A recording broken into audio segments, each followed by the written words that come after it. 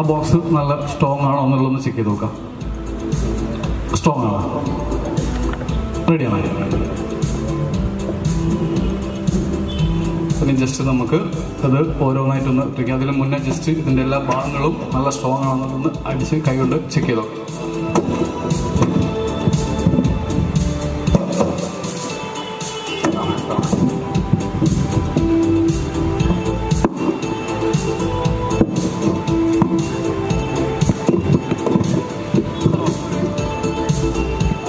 ഓരോ ബോക്സുകളായിട്ട് നമുക്കിതിനെ പുറത്തേക്ക് എടുക്കാം.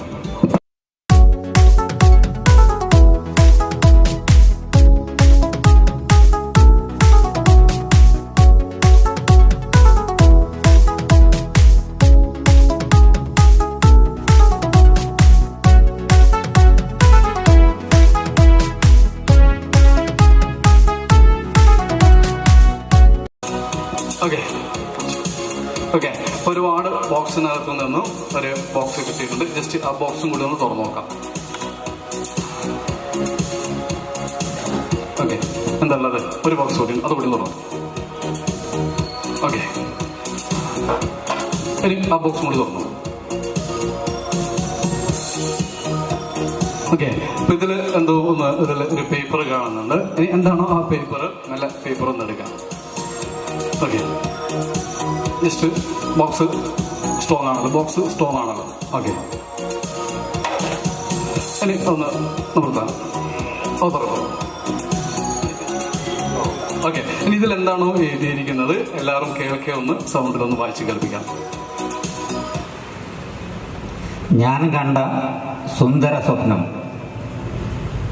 13/3/1949 ഞാൻ ഈ ഭൂമിയിലേക്ക് പിറന്നു വീണത്. ആൾക്കൂട്ടത്തിൽ ഇടയിൽ ഇരുന്ന് മാന്ത്രികൻ സതീഷ് വടകരയുടെ റെഡ് മാജിക് ഷോ ആസ്വദിക്കുന്നതിനിടയിൽ ആയിരുന്നു വലിയ ഒരു സ്വപ്നം ഞാൻ കണ്ടത്. ആരൊക്കെയോ ചുവന്ന ഒരു പന്ത് തട്ടിത്തെറിപ്പിക്കുന്നതിൻ്റെ വ്യക്തമല്ലാത്ത ചിത്രങ്ങൾ കണ്ടു.